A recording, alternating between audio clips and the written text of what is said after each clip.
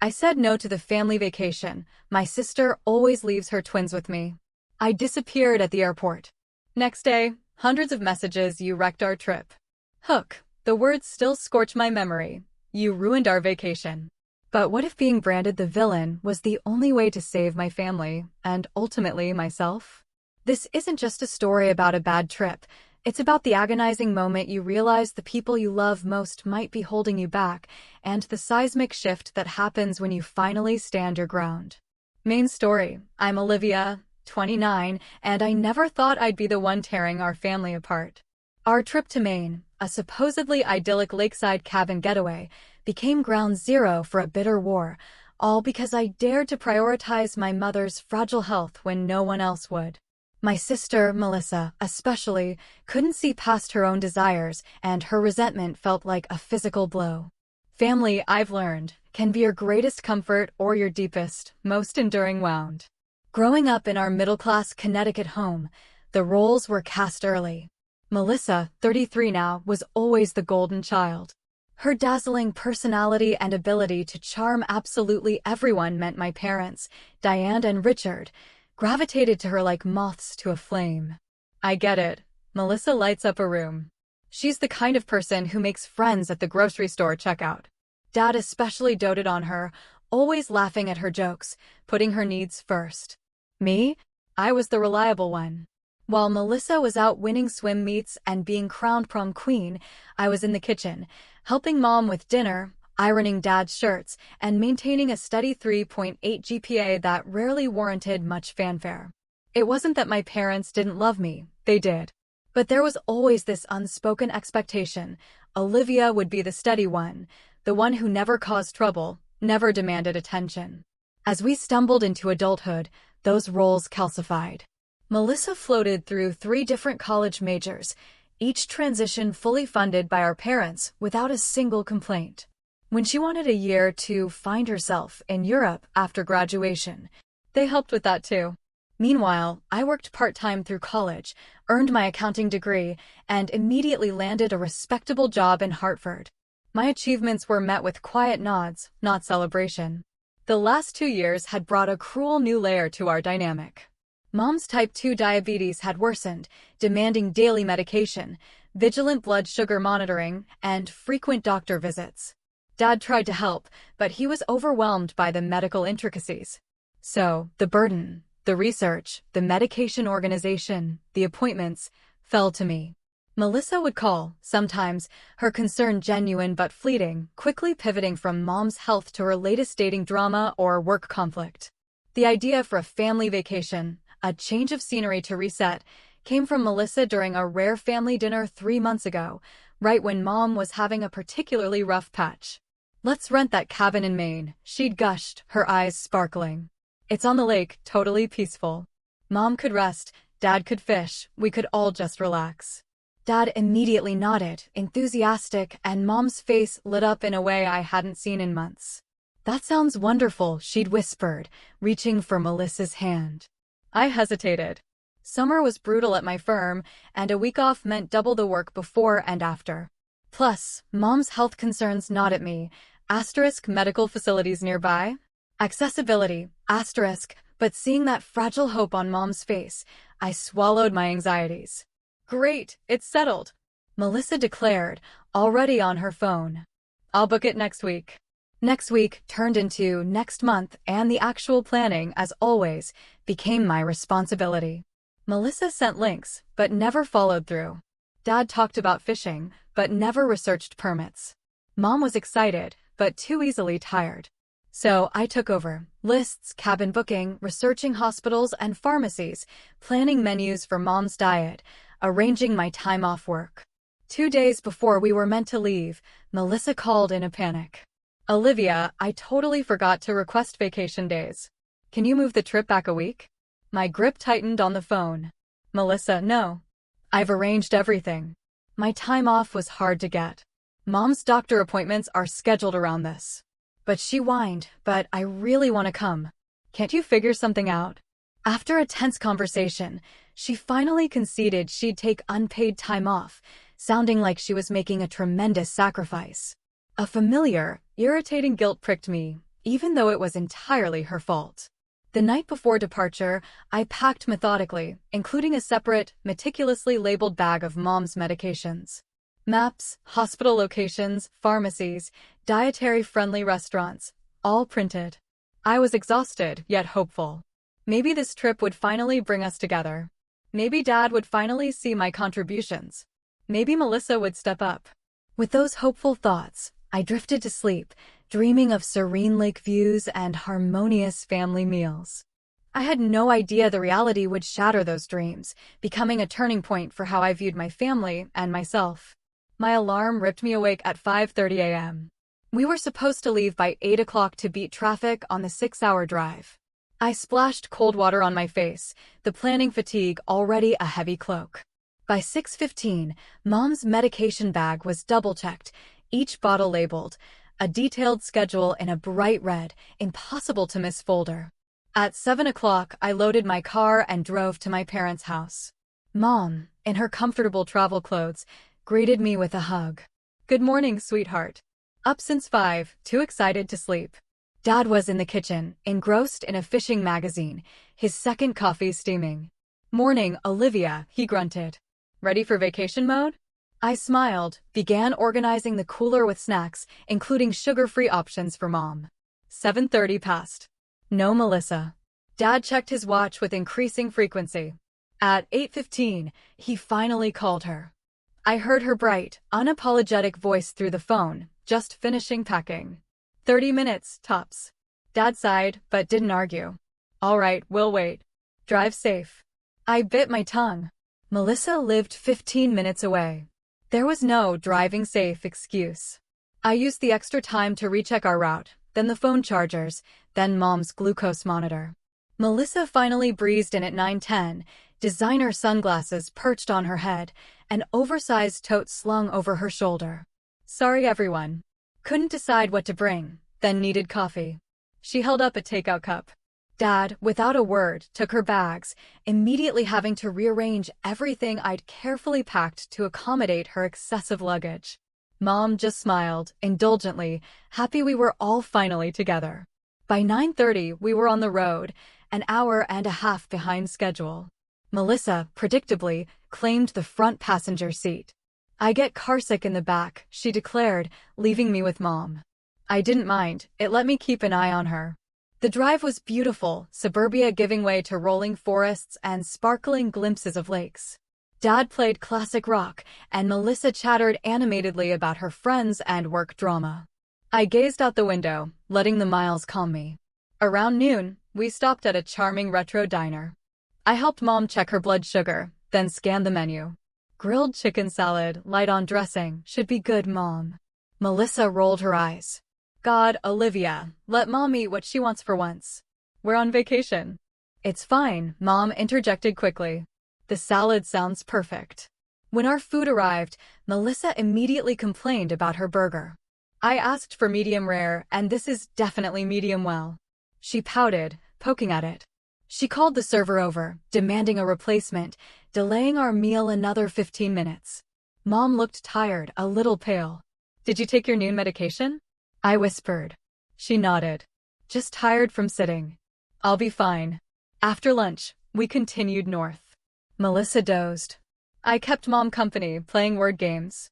The scenery grew increasingly spectacular. We crossed into Maine mid-afternoon, and I felt a flicker of anticipation. Despite the delays, the vacation still held promise. Around 4:30 p.m., Dad turned onto a narrow, winding road. After miles of remote forest, we rounded a bend, and there it was, the cabin. It was even more stunning than the photos. Perched on a gentle slope overlooking a vast, clear lake, with a wraparound deck and huge windows reflecting the water. Tall pines provided privacy. A small dock with a rowboat jutted into the lake. "Oh my," Mom breathed, her fatigue momentarily forgotten. "It's perfect." Even Melissa sat up. "Wow. The Andersons weren't exaggerating. This place is gorgeous." Dad parked, and we all stretched, inhaling the scent of pine and fresh water. For a moment, we stood together, united by the beauty and peace. A surge of optimism coursed through me. This is what we needed, I took charge of unloading, directing Dad and Melissa with bags, organizing our supplies. The cabin's interior was just as impressive: knotty pine, comfy furniture, a stone fireplace, and a kitchen opening to lake views. 3 bedrooms, 2 bathrooms. I call the room with the lake view, Melissa announced immediately. Dad nodded. Your mother and I will take the master. Olivia, you're okay with the small room in the back, right? It wasn't a question. I nodded, carried my bag to the smallest room, overlooking the driveway. Perfectly adequate, clean, cozy. I unpacked quickly, then set up Mom's medication station in the kitchen, glucose monitor, schedule, everything. By early evening, we were settled. Dad fired up the gas grill. We ate grilled chicken and vegetables as the sun melted into molten gold over the lake, deepening to purple as dusk settled. This was a wonderful idea, Mom said, squeezing Melissa's hand. Thank you for suggesting it. Melissa beamed, accepting the credit without a whisper of my weeks of planning. But in that peaceful moment, surrounded by family, with the beautiful lake before us, I didn't mind. The vacation was off to a good start, despite the hiccups. As stars emerged, I allowed myself to hope for the family connection I'd been craving. I woke with the sunrise, my body still on work schedule. Soft morning light filtered through the curtains. For a moment, I just lay there, listening to the cabin's gentle creaks, distant birdsong, the soft lapping of the lake. By 7 a.m., I was in the kitchen, coffee brewing, preparing a hearty breakfast of whole-grain pancakes with fresh berries, Mom's favorite, and diabetic-friendly if she went light on the syrup. Mom joined me around 7:30, looking rested, moving with an energy I hadn't seen in weeks. Something smells wonderful, she said, accepting the coffee mug. You didn't have to go to all this trouble. It's no trouble, I replied, meaning it. Cooking here, with the lake visible, was calming. Did you sleep well? Better than in months, she admitted. Something about the air here. Dad appeared, dressed for fishing, eager to try the lake. Pancakes for everyone, Olivia? I nodded. I thought we could all eat, then do that beginner hiking path around the lake. About 2 hours. Perfect before it gets too hot. Sounds great, Dad agreed. I noticed the boat has fishing gear. Thought I'd try my luck after the hike. We discussed this yesterday. Breakfast at 8 o'clock, hike by 9 o'clock. But as 8:30 approached, no Melissa. Mom set aside a plate of pancakes. Dad checked his watch, the rhythm of his tapping increasing. Should I go wake her? I asked. Dad shook his head. Let her sleep. She works hard, needs her rest. I bit back the retort. We all work hard. I began cleaning, wrapping Melissa's portion.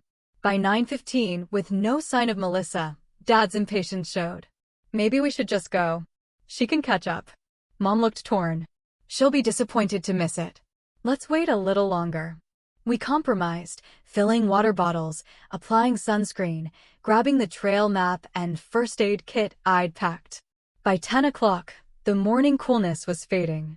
Just as we were about to leave, Melissa emerged, yawning, stretching in pajamas. Morning, everyone, she said casually, as if we hadn't been waiting 2 hours. We were about to leave for the hike, I said, my tone strained. Melissa blinked. Oh, right. The hike. Sorry, I completely forgot. Give me 15 minutes. 15 minutes stretched to 30. Melissa showered, changed, her hair perfectly styled despite the upcoming physical activity. By 10:45, the temperature had climbed. We'll need to shorten the route, I said, studying the map. Too hot for the full loop, especially for Mom.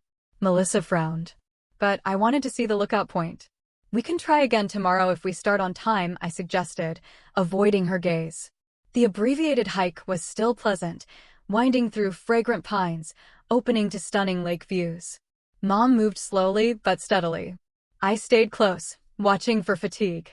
Dad and Melissa ranged ahead, her bright laughter punctuating their conversation. Halfway through, Mom's pace slowed further, her breathing labored. Let's take a break, I suggested, guiding her to a fallen log. She sank down gratefully. Just need to catch my breath.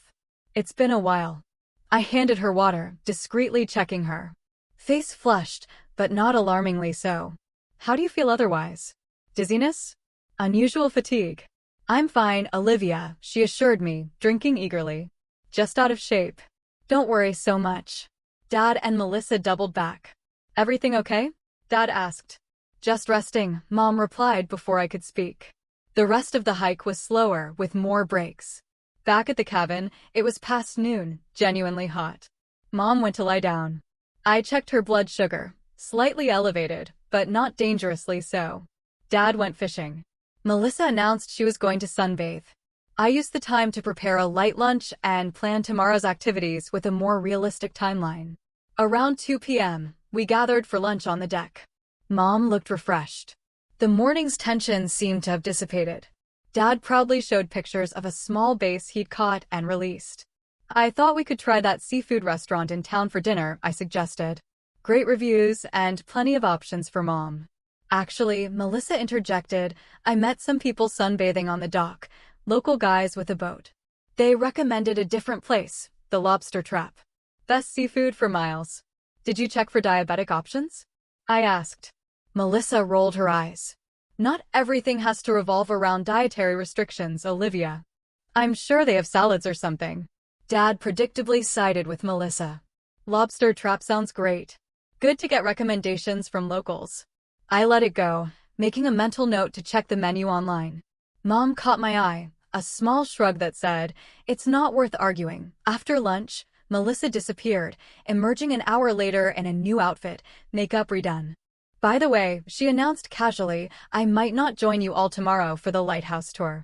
The guys I met invited me out on their boat. But we planned this together, Mom said, disappointment in her voice. I was looking forward to all of us seeing the lighthouse. I know, Mom, but how often do I get to go boating with cute local guys? You understand, right? Melissa's tone was that same wheedling one she'd used to get her way since childhood. I guess so, Mom conceded. Just be careful. I couldn't keep quiet. Melissa, we came here for a family vacation. It's only day one and you're already making separate plans. Don't be so controlling, Olivia. Melissa snapped. Just because you have no social life doesn't mean I have to be glued to the family 24/7. That's enough, Dad intervened, but his tone was milder than if I had spoken to Melissa that way. Melissa can spend one day doing her own thing. We'll still have plenty of family time. The exchange left a sour taste. As we prepared for dinner, I saw Melissa texting rapidly, a small smile playing on her lips. She was already mentally checked out. The Lobster Trap was a tourist trap, long waits, limited menu. Mom struggled, eventually settling for dry, overcooked fish. Melissa dominated dinner, recounting stories from Boston, barely asking about anyone else's life. Dad encouraged her, laughing, asking follow-up questions. Mom smiled tiredly, picking at her food. I sat quietly, watching the familiar dance. Melissa center stage, Dad facilitating, Mom peacekeeping, me on the periphery. I'd hoped a change of scenery might shift things, but the vacation was only reinforcing them. Back at the cabin, Melissa announced she was taking a moonlight walk. Don't wait up, she called, phone in hand. I suspected she was meeting her new friends. Dad turned on a baseball game. Mom settled with a book. I retreated to my small room, lying awake, listening to the unfamiliar night sounds, wondering if I was the only one who felt the undercurrent of tension beneath our supposed idyllic vacation. The third morning dawned bright and clear. I woke early, checked the forecast, perfect for our reserved boat trip. Mom had been so excited. A 3-hour cruise, minimal exertion, maximum beauty. I headed to the kitchen, stopping by Mom and Dad's closed door. Still sleeping. Good. I started coffee, then blueberry muffins, a recipe Mom loved. The cabin filled with their sweet aroma. No movement from Melissa's room. Given yesterday, I wasn't surprised. Our boat tour was at 11 a.m., plenty of time. Mom and Dad emerged around 8:30, drawn by the smells. Mom looked rested, her color good. I subtly watched her check her blood sugar and take medication. These muffins are wonderful, Olivia, she said. You're spoiling us. Dad poured coffee, peered at the lake. Perfect day for boating. What time do we need to leave? By 10:15, I replied. Marina's 20 minutes, arrive 15 minutes early for check-in. Dad nodded. I'll make sure Melissa's up by 9:30. We enjoyed a pleasant breakfast on the deck, watching kayakers. At 9:30, Dad knocked on Melissa's door. No answer. He knocked louder, then cautiously opened it. "She's not here," he said, returning, confused. Mom's face flickered with concern. "Do you think she's okay? Should we call her?" "I'm sure she's fine," Dad said, even as he pulled out his phone. Voicemail. He left a message about the boat tour. By 10 o'clock, still no Melissa. Her absence created a nervous tension. Dad tried again, same result. "Maybe she stayed with those friends she met," he suggested, clearly uncomfortable. Mom's worry was now visible. "She should have let us know." "That's not like her." I bit back the truth. "It's exactly like her." Instead, I packed a cooler for the boat. As 10:15, our departure time, approached, I noticed something else troubling. "Dad, where are the car keys? We should go." Dad patted his pockets. "They should be on the hook by the door." A quick search confirmed it. The keys were gone. And so was the car. Melissa had taken it. Without asking. Without a note. Without considering we might need it. Dad's expression darkened. "She knows we have the boat tour today. Why would she take the car without saying anything?" The situation escalated. Mom opened the refrigerator, frowning. "Olivia, didn't you put my backup insulin in here?" "I can't find it." A quick inventory confirmed it. Her emergency insulin, meant for blood sugar spikes, was gone from its designated spot. It hit me with a sickening lurch. It had to be in the small cooler bag I'd packed for emergencies, the one now in the trunk of our missing car. "I need to call Melissa again," Dad said, his voice tight with anger. This time, he left an urgent message. "Melissa, call us immediately. Mom's insulin is in the car and we need it. We're going to miss our boat reservation." The next hour was agony. We called Melissa repeatedly, each time going to voicemail. Mom insisted she was fine for now, her morning dose was taken, and she had enough daily meds. But the missing emergency insulin was a terrifying safety concern. At 10:45, I made the call. I canceled our boat tour. The marina was too far to walk, especially in the growing heat, and we couldn't risk missing it and losing the deposit anyway. The cancellation fee was substantial, but there was no alternative. "I'm sorry, Mom," I said, seeing her deep disappointment. "Maybe we can reschedule." Mom patted my hand. "It's not your fault, dear. I'm more concerned about Melissa." Dad paced, alternating between calling Melissa and staring down the road, his mood a storm of worry and anger. "When she gets back, we're having a serious conversation about consideration," he muttered. My primary concern remained Mom's medication. While not in immediate danger, her emergency supplies being inaccessible was unacceptable. A quick search on my phone revealed a small pharmacy 2 miles away. "I'm going to town," I announced. "We need backup insulin, just in case." Dad looked like he might object, probably to suggest waiting longer, but Mom nodded firmly. "That's a good idea, Olivia. Better safe than sorry." I found a water taxi service online. It would pick us up from our dock. The cost stung, but Mom's health was paramount. 20 minutes and a phone call later, a small motorboat pulled up, operated by a weathered local man named Ray. "Need a lift to town, folks?" he called. I helped Mom into the boat, explaining the situation. Ray was sympathetic, offering to wait at the pharmacy. The boat ride, despite the circumstances, was beautiful. Ray pointed out landmarks, a family of loons gliding by. At the pharmacy, I explained everything. The pharmacist was understanding. Mom had her medical info on her phone, which helped. They couldn't give a full replacement, but enough emergency insulin for the rest of our vacation. The cost was high without our insurance, but I paid without hesitation. Ray waited, as promised, and brought us back. As we approached the dock, I felt relief about the medication, but a simmering frustration boiled beneath. Midway subscribe line asterisk if you're still reeling from that. Trust me, so was I. This whole vacation was turning into a waking nightmare.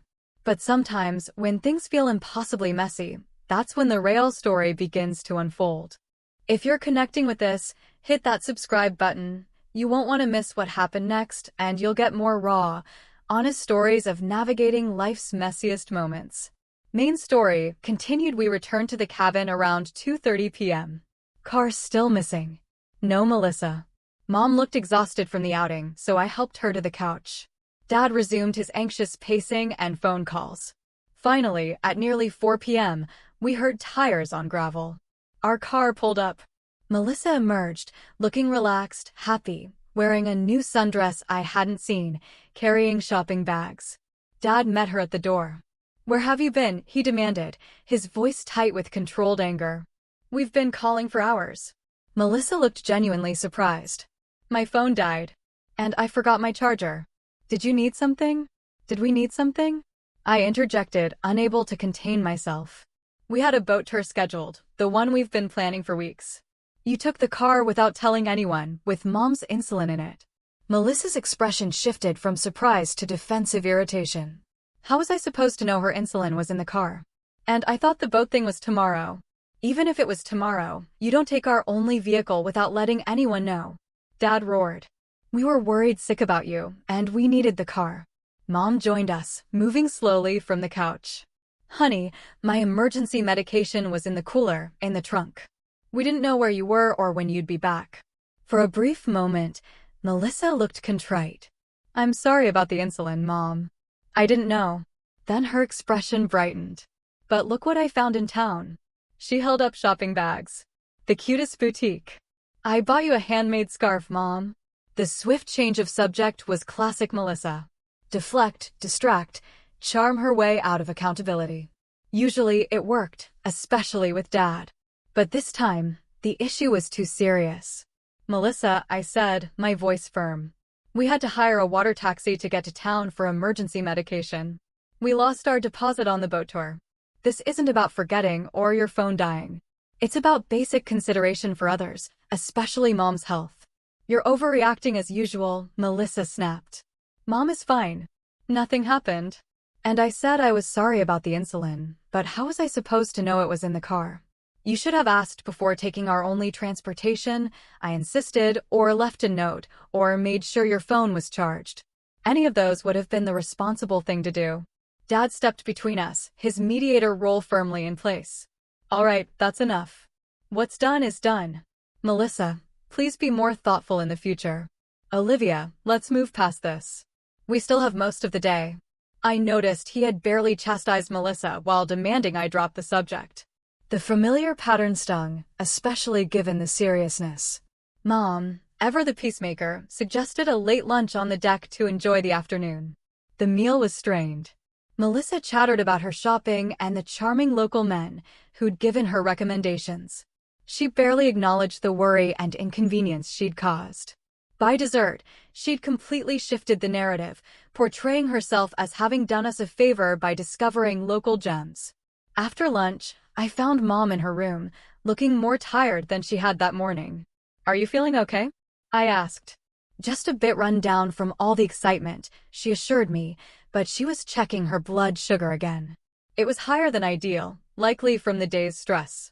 "Let me get you some water and your medication," I offered. As I helped her, a wave of protective anger washed over me. This vacation was supposed to help Mom, not add stress that jeopardized her health. That evening, I stayed close to Mom, monitoring her. Her blood sugar eventually stabilized, but the incident left me on high alert. In the kitchen, preparing dinner, I could hear Melissa on the deck, talking and laughing on her phone, presumably with her new friends. The sound grated on my nerves. I chopped vegetables with perhaps more force than necessary. Dad joined me. "Olivia," he began awkwardly. "I know today didn't go as planned, but try not to be too hard on your sister. She's young and enjoying her vacation." "She's 33, Dad," I replied quietly, keeping my voice low. "That's not young when it comes to basic responsibility and consideration. Mom could have had a serious issue today." Dad sighed. "I know, and I've spoken to her, but you know how she is. The more we push, the more she pushes back. Let's just try to salvage the rest of the vacation, okay?" I nodded, not trusting myself to speak further. But as I cooked, I couldn't shake the feeling that a line had been crossed today, and worse was yet to come. The fourth day dawned overcast, humid, hinting at thunderstorms. The weather mirrored my mood, heavy with unresolved tension. Still, I was determined to make the most of it for Mom's sake. I planned a picnic at a nearby cove, an easy walk, shaded, scenic. By 9 a.m., I was in the kitchen, preparing whole grain sandwiches, fruit, bean salad, all mom-friendly. I packed her medications, extra water, a first aid kit. Yesterday's events had reinforced my caution. Dad emerged around 9:30. Something smells great, he commented. Picnic lunch, I explained. Easy walk for Mom, shaded tables. Mom smiled. Sounds lovely. What can I do? I gave her sandwiches to wrap. Dad volunteered to find plates. Once again, no sign of Melissa. I decided not to count on her, but Mom still knocked gently on her door around 10:15. Melissa, honey, picnic lunch? To my surprise, Melissa's door opened. She was dressed, groomed, checking her phone. A picnic? Sure, I could do that. What time? Mom looked pleased. Around 11. Perfect, Melissa replied, still on her phone. Time to finish these work emails. A flicker of hope. Maybe today would be smoother. By 10:45, all preparations were done. We just needed Melissa. At 11:05, she emerged. Ready, she announced cheerfully. Then, glancing at her phone, oh, by the way, I hope it's okay, I invited a couple of people. They're bringing some local craft beer Dad might like. My hope for a peaceful family day instantly deflated. You invited strangers to our family picnic? Without asking anyone. Melissa rolled her eyes. They're not strangers. Jake and Troy, the guys I met, and Jake's sister Aubrey. They're locals, know all the best spots. Dad, predictably, seemed unbothered. The more the merrier, right? Craft beer sounds great. Mom looked less certain but nodded. Of course, it's fine. I'll just grab a few more plates. I bit my tongue, recalculating food. It would stretch. Barely. More concerning was Melissa making yet another unilateral decision, affecting all of us, without consultation. We set out. I carried the heavy cooler. Dad handled the basket and chairs. Mom walked slowly. Melissa strolled beside her, chatting about local attractions her new friends had recommended. The picnic area was lovely, grassy clearing, sturdy tables, shade, a spectacular view of a quiet cove. I set up, spreading the tablecloth, arranging food. Dad helped Mom settle. Melissa checked her phone. They should be here any minute. Coming by boat, docking at the small pier. She pointed to a dock 50 yards away. Sure enough, minutes later, a sleek motorboat approached. 3 people disembarked, 2 men, 1 woman, late 20s/early 30s. They waved enthusiastically. Melissa waved back, equally excited. Introductions were quick. Jake, tall, sun-bleached hair, deep tan. Troy, shorter but muscular, beard, multiple tattoos. Aubrey, Jake's sister, same blonde hair, fashionable cut. So great to meet Melissa's family, Jake said, shaking Dad's hand. She's told us all about you. Troy held up a 6-pack of craft beer. Local brewery. Best IPA in Maine. Dad looked delighted, immediately engaging Troy in conversation. Mom smiled politely as Aubrey sat beside her, asking questions. Melissa hovered, clearly pleased. I busied myself with the food, rearranging it to accommodate the additional people, overhearing snippets. Jake was a seasonal fishing guide. Troy managed vacation properties. Aubrey worked remotely as a graphic designer. The picnic started pleasantly enough. The beer was excellent, Dad confirmed, soon deep in conversation with Troy. Mom seemed to enjoy Aubrey's company, though I noticed she ate less than usual, possibly self-conscious about her diet. Trouble began 20 minutes in, when Jake, who'd been watching Mom decline certain foods, asked bluntly, "Are you on some kind of special diet?" Melissa mentioned health issues. Mom looked uncomfortable. "Just managing diabetes," she said quietly. "Nothing to worry about." "My uncle had diabetes," Jake continued, oblivious to Mom's discomfort. "Lost a foot to it eventually. Nasty disease." Mom's face paled. I intervened quickly. "We manage it very carefully," I said firmly. "Mom's doing great with her treatment." But Jake wasn't finished. "You should try this natural supplement my uncle took. Really helped with his blood sugar. My buddy sells it, I can get you some." "That's very kind," Mom replied diplomatically, "but I prefer to stick with my doctor's recommendations." Jake shrugged. "Suit yourself, but these pharmaceutical companies just want to keep you sick.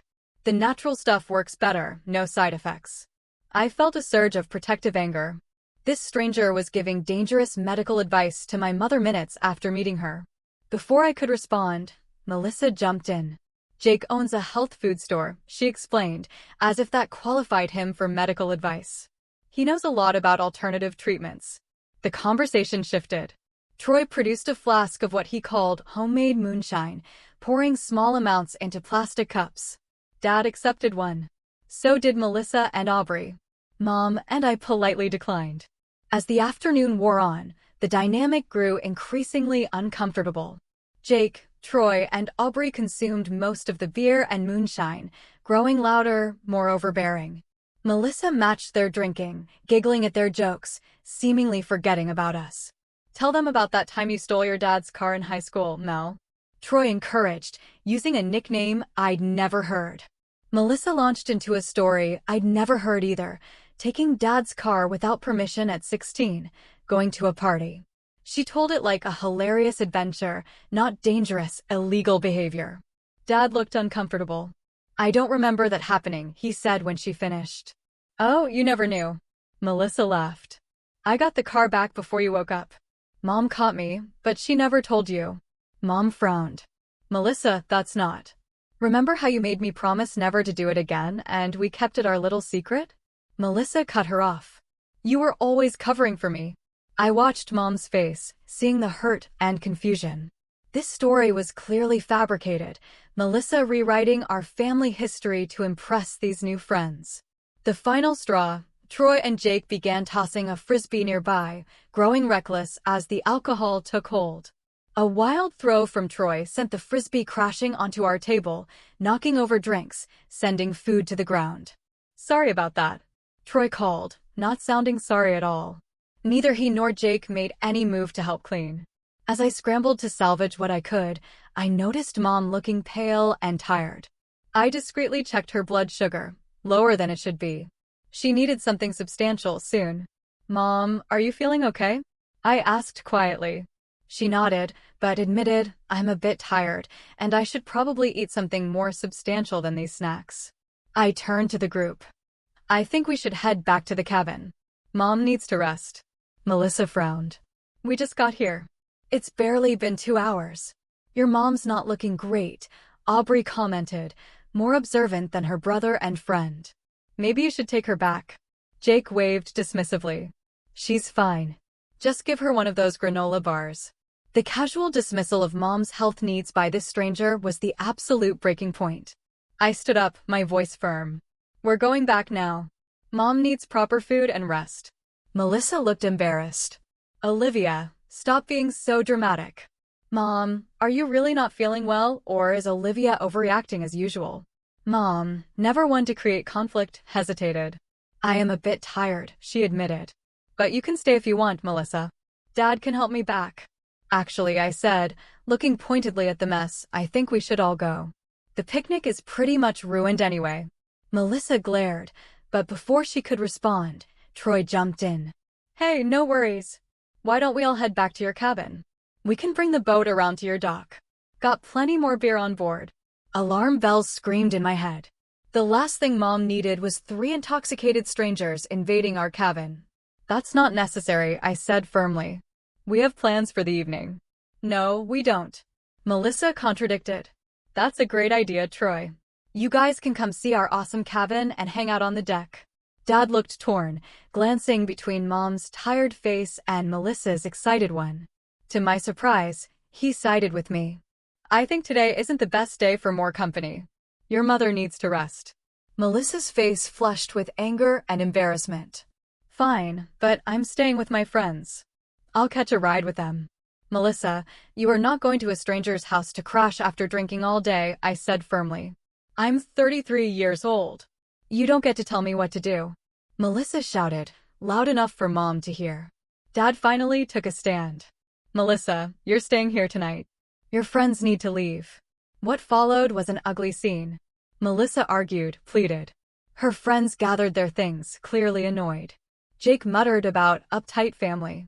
Troy tried one more time to convince Melissa to leave, but Dad physically stepped between them, his teacher's authority finally making an appearance. After they departed, Melissa stormed to her room and slammed the door. Dad slumped into a deck chair, looking utterly exhausted.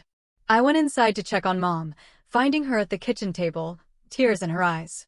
"I'm sorry about all that," I said, sitting beside her, taking her hand. "This isn't how I imagined our family vacation," she said softly. "I just wanted us all to spend time together." As I comforted Mom, the weight of the past 4 days settled heavily.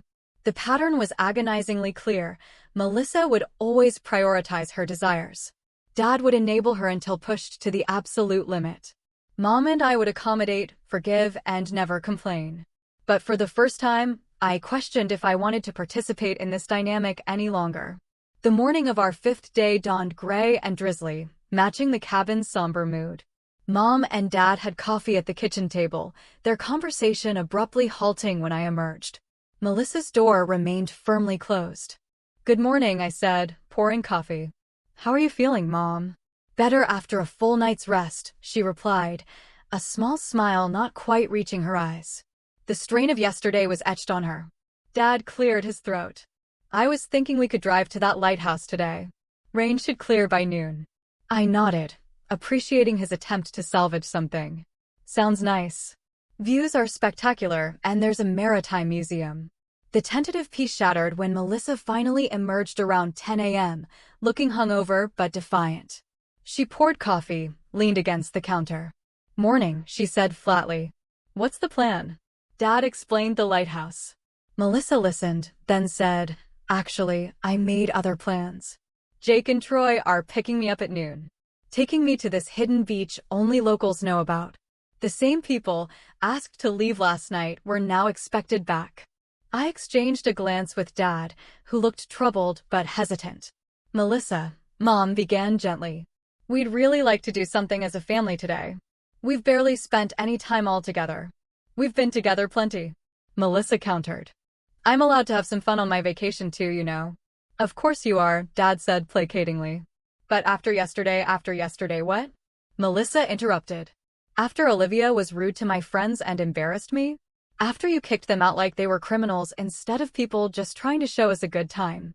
Dad's placating approach clearly wasn't working. I decided to be direct. "After they disrespected Mom's health needs, drank excessively on our property, and left us to clean up their mess," I said. "Those people aren't friends, Melissa. You met them 3 days ago." Melissa rolled her eyes. "Here we go again with Saint Olivia, the guardian of all things proper and responsible. Some of us actually know how to have fun and make connections with new people." "This isn't about fun," I replied, struggling to keep my voice level. "It's about respect for the family and consideration for Mom's needs. We came here for a family vacation, and you've spent most of it avoiding us or bringing strangers into our space." "Oh, please," Melissa scoffed. "Mom is fine. You're just being controlling as usual." Dad intervened. "Let's all calm down. Melissa, we would really appreciate it if you join us for the lighthouse today. Your friends can wait." Melissa hesitated. For a moment, I thought she might agree. Then her phone chimed.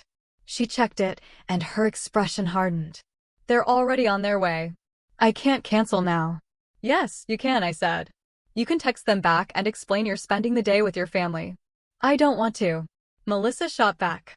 "I want to go to this beach with people who are actually fun to be around." Mom's soft voice cut through the tension. "Melissa, honey, I've been looking forward to the lighthouse. I thought we could take some family photos there." The hurt in her voice was unmistakable. For a brief moment, Melissa looked conflicted. Then she squared her shoulders. "I'm sorry, Mom, but I already committed to this.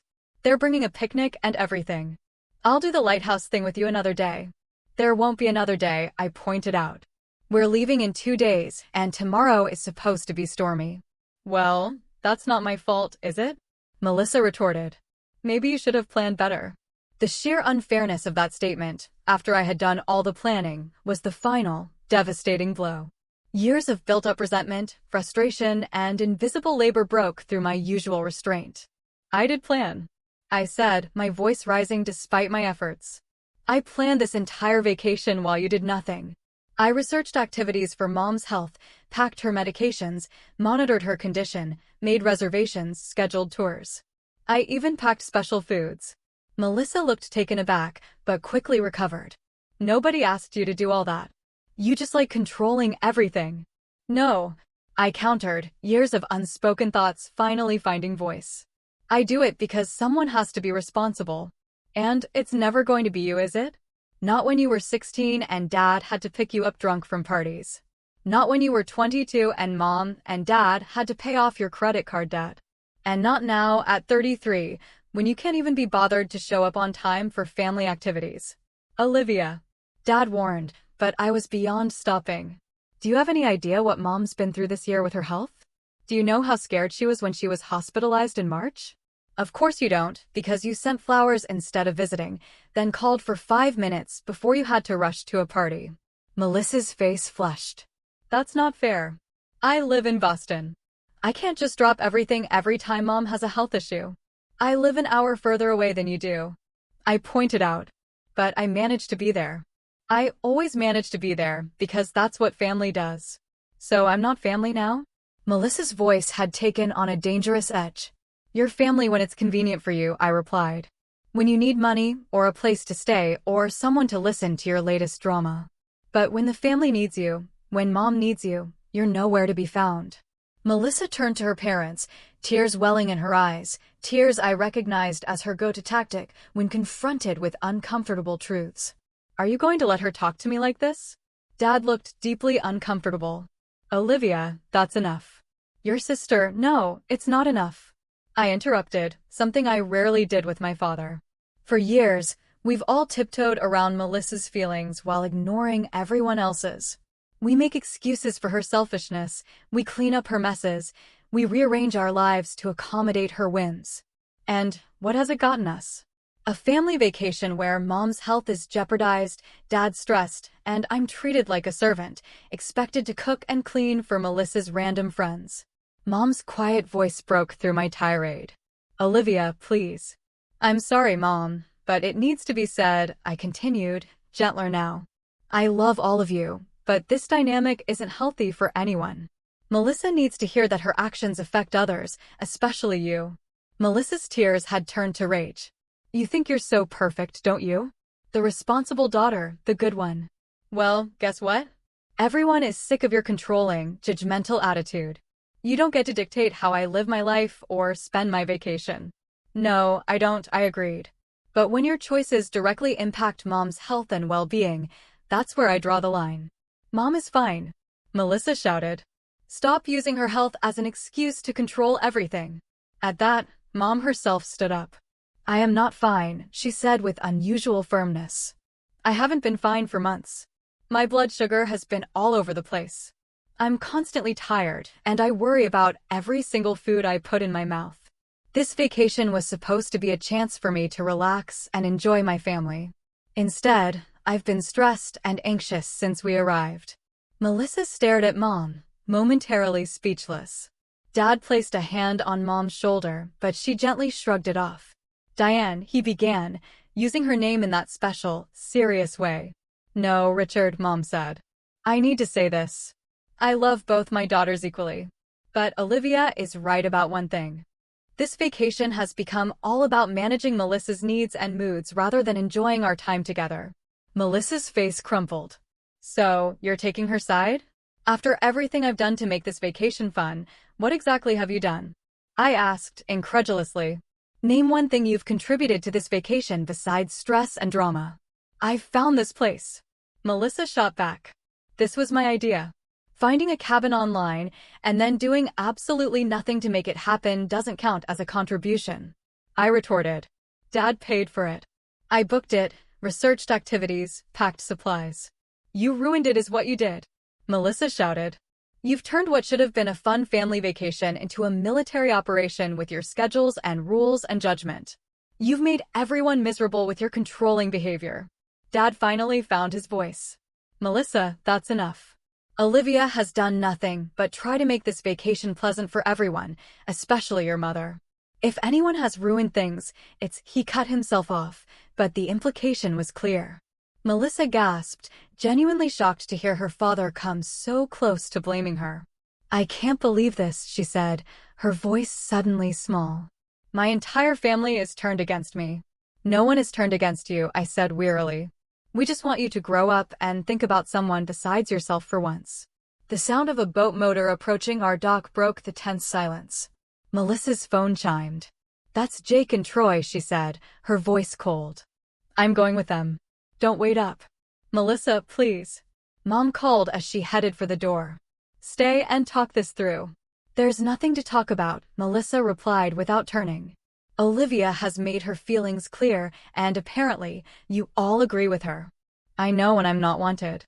With that dramatic exit line, she stormed out. Through the window, I saw her hurrying down to the dock where the now familiar motorboat waited. Jake waved enthusiastically, unaware of the family drama he was intersecting. After Melissa departed, the cabin fell into a heavy silence. Mom sank back into her chair, utterly drained. Dad paced the living room, running his hands through his hair, a gesture of frustration I'd rarely seen. I'll make some fresh coffee, I said, needing something practical to do. As I measured grounds, Dad came to the kitchen doorway. Did you mean what you said about leaving tomorrow? I nodded, not trusting myself to speak. I'm sorry, Olivia, he said, the words halting, as if he wasn't accustomed to saying them to me. I didn't realize how much pressure you've been under.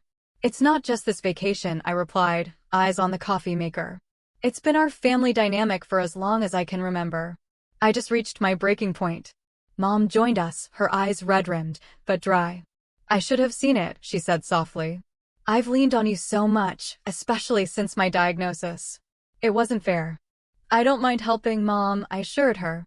I love you and I want to support you. What I mind is that it's always assumed I'll handle everything while Melissa gets a free pass to do whatever she wants. Mom reached for my hand. I never meant to make you feel taken for granted. I know you didn't, I said, squeezing her hand. But that's what happened, and I need some space to figure out what comes next. The lighthouse trip was quietly abandoned. The three of us spent the afternoon in a strange, subdued state. I prepared a simple dinner, which we ate mostly in silence. The absence of Melissa's chatter and drama felt oddly conspicuous, like a missing tooth your tongue keeps finding. As I cleaned up, Dad approached hesitantly. Are you sure about leaving tomorrow? I nodded. I need to, for me. What should I tell Melissa?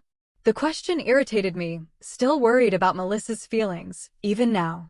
But I kept my tone neutral. Tell her the truth. That I needed some space after our argument. Dad nodded, looking older than I'd ever seen him. I've made a lot of mistakes with you girls, he admitted. I thought I was being a good father by keeping the peace. But I was really just enabling bad patterns. The acknowledgement, however late, meant something. It's not too late to change those patterns, Dad. That night, I packed methodically. As I folded clothes, I felt a strange mixture of sadness and relief. The decision to leave was painful, but necessary, a declaration of my own worth and needs a long time coming. I went to bed early but lay awake for hours, listening to the unfamiliar sounds of the lake, wondering if I was doing the right thing. Around midnight, I heard a distant boat motor. Melissa returning. No voices, no door slams, just the quiet click of her bedroom door. Morning came with pale sunlight. I dressed quickly, carried my bags to the car before joining my parents for a final breakfast. Melissa's door remained closed. I made your favorite blueberry pancakes, Mom said, her smile brave, but her eyes sad. Thank you, I said, genuinely touched. We ate, making stilted small talk. As I helped clear dishes, Melissa's door finally opened. She appeared in the kitchen doorway, looking subdued. You're really leaving? She asked, her voice lacking its usual edge. Yes, I replied simply. I think it's for the best. She nodded, not meeting my eyes. Safe drive. It wasn't an apology, but it wasn't an attack either. From Melissa, it was almost conciliatory. The goodbyes were emotional but restrained.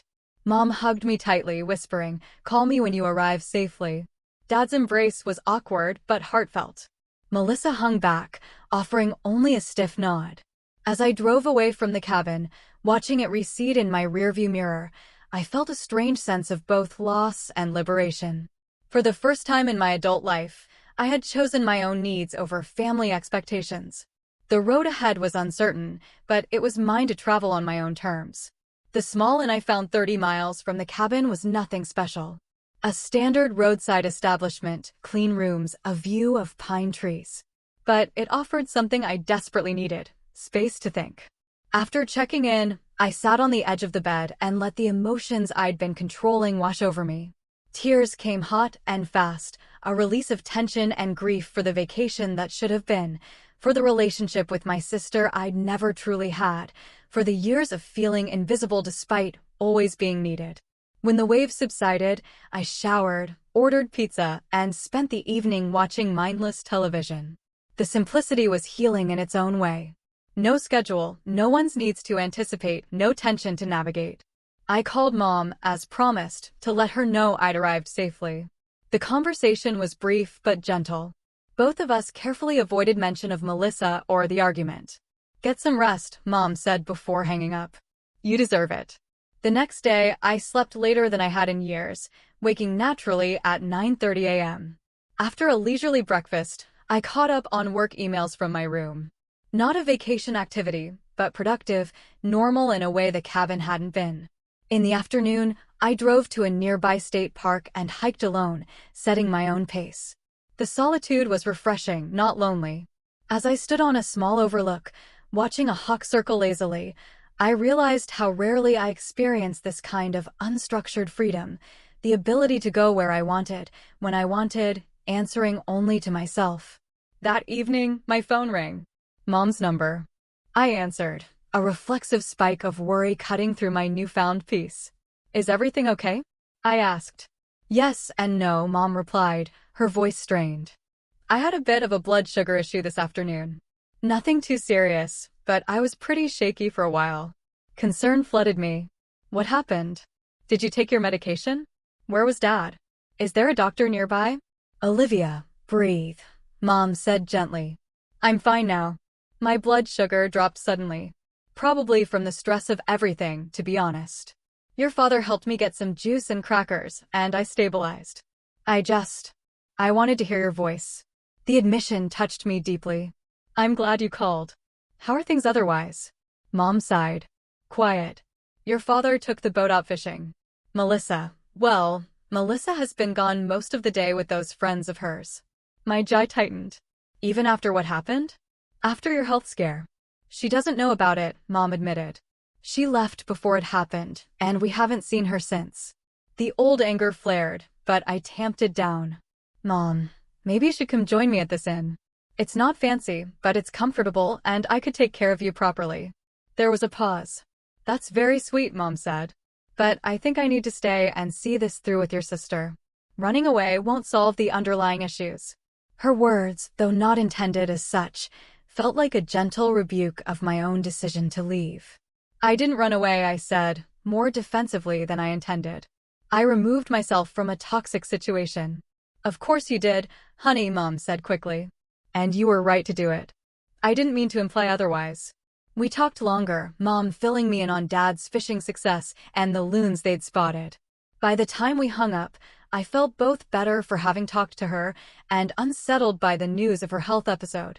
The next morning, I woke early and found myself packing my bags, without having consciously made the decision to return to the cabin. Something in Mom's voice had triggered my protective instincts. Despite my determination to prioritize my own needs, I couldn't ignore the possibility that Mom might need me. I checked out of the inn and pointed my car back toward the lake, telling myself I was just going to check on Mom, and could always leave again if the situation remained unchanged. The drive felt shorter this time. As I pulled into the cabin's gravel driveway, I was surprised to see only Dad's SUV. Melissa's rental car was nowhere in sight. I parked, gathering my thoughts before heading inside. Dad answered my knock, surprise evident. "Olivia, we weren't expecting you back." "I was worried about Mom after her blood sugar incident," I explained. "Is she okay?" Dad stepped back. "She's better today. The doctor said it was likely a combination of stress and missing a meal." I stopped in the doorway. "Doctor? You took her to a doctor?" Dad nodded. "I insisted after she nearly fainted yesterday. There's a medical center in town, the same one you researched." They were very helpful. The fact that Dad had taken charge, gotten Mom medical attention, was unexpected, but heartening. "Where is she now?" "Resting in the bedroom. The doctor recommended taking it easy."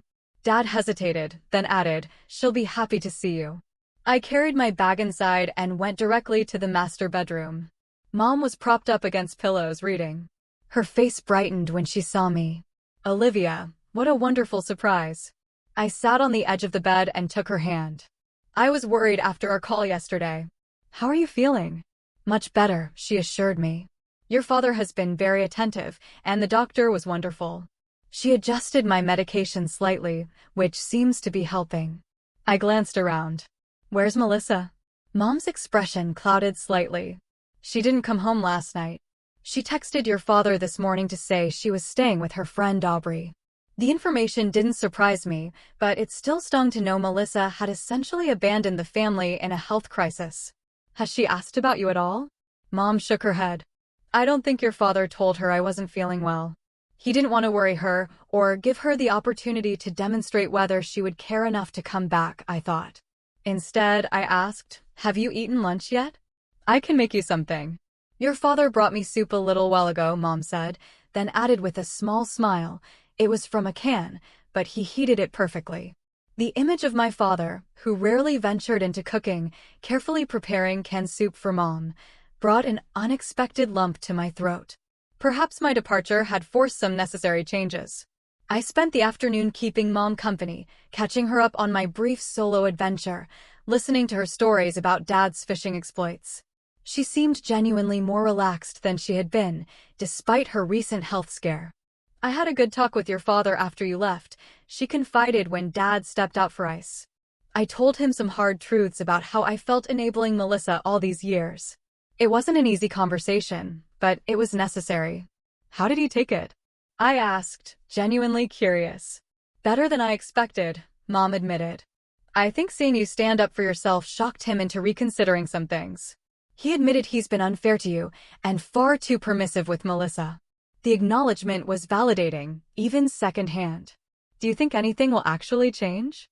Mom squeezed my hand. Change doesn't happen overnight, especially with patterns as old as these. But I believe we've taken the first steps. Early evening brought the sound of a car in the driveway. Melissa's rental. She entered the cabin alone, stopping short when she saw me sitting with Mom. You're back, she said, her tone unreadable. Mom had a health scare yesterday, I replied, not bothering to soften the information. Her blood sugar dropped dangerously low. Dad had to take her to a doctor. Melissa paled visibly. What? Why didn't anyone call me? Would you have answered? I asked. Or were you too busy with your new friends to care about your family? Olivia, Mom warned gently. Melissa's expression cycled rapidly through shock, guilt, and defensiveness. I would have come back if I'd known, she insisted. Is she okay? Are you okay, Mom? I'm fine now, Mom assured her. Just tired. The doctor adjusted my medication. Melissa approached hesitantly, perched on the arm of the couch near Mom. I'm sorry I wasn't here. The apology seemed genuine, which caught me off guard. I had expected more defensiveness, more deflection. Mom patted Melissa's hand.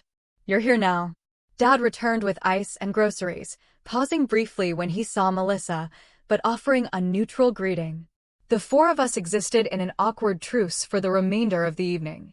Everyone careful with their words, the recent conflicts hovering unspoken in the air. After dinner, which I prepared while Dad insisted on handling the dishes, Melissa approached me on the deck. I didn't know Mom was sick, she said without preamble. I would have come back. I believe you, I replied, surprising myself with the realization that I did. Melissa could be selfish and thoughtless, but she loved Mom in her own way. Melissa leaned against the railing, looking out at the lake. I've been thinking about what you said about me never taking responsibility, always expecting everyone to accommodate me. I stayed silent, giving her space. I'm not good at being reliable, she admitted. Not like you. It's easier to be the fun one, the spontaneous one. No one expects anything from me except entertainment. That's not entirely true, I said. Mom and Dad expect you to be an adult who considers others, especially when it comes to Mom's health. And I expect you to be a sister who sees me as a person with needs, not just a convenient resource to handle whatever you don't want to deal with. Melissa nodded slowly. I can see how I've been taking advantage. Not intentionally, but the result is the same. She turned to face me directly. I can't promise I'll suddenly become as responsible as you overnight, but I am sorry for how I've treated you, especially on this trip. It wasn't a perfect apology, but it was more self-awareness than Melissa had ever demonstrated. Thank you for saying that. So, where do we go from here? She asked. One day at a time, I replied, starting with finishing this vacation with as little drama as possible for Mom's sake. The final 2 days of our family vacation passed in a state of cautious reconciliation. Melissa actually joined us for meals and activities, though she did slip away once to say goodbye to her local friends. More significantly, she made an effort to help with Mom, offering to get her medications or asking if she needed anything. Dad, too, showed subtle but meaningful changes. He consulted me about activities suitable for Mom, rather than automatically deferring to Melissa.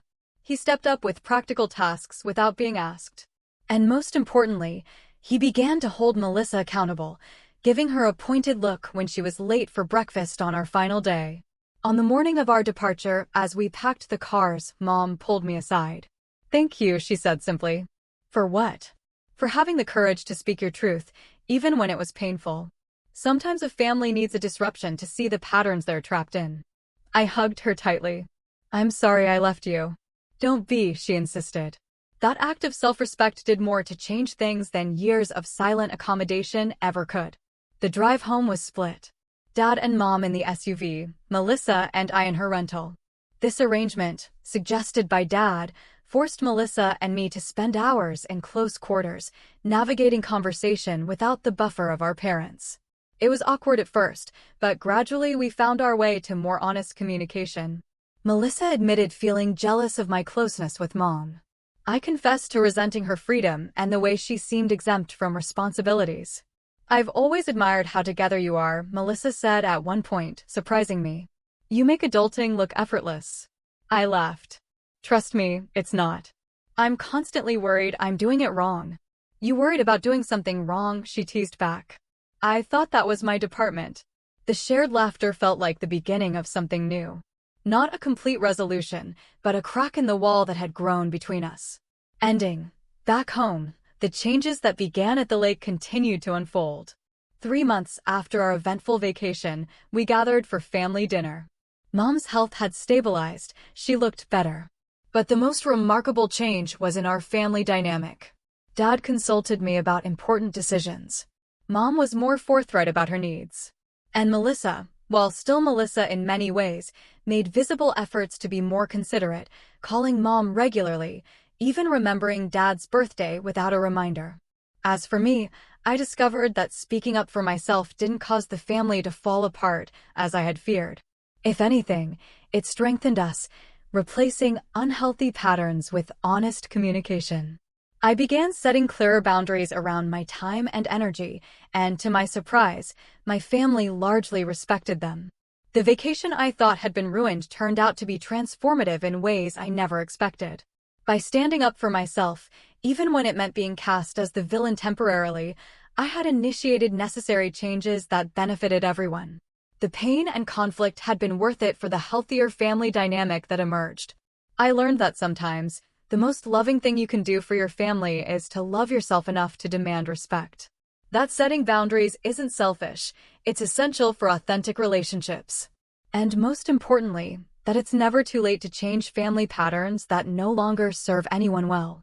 Our main vacation wasn't the idyllic experience I had planned, but it gave us something far more valuable, a new understanding of each other, and the courage to create healthier ways of being family. In the end, that was worth more than any perfect vacation ever could have been. Have you ever had to stand up for yourself with family, even when it made you temporarily the bad guy? Share your experience and what you learned in the comments below. I really want to know your stories.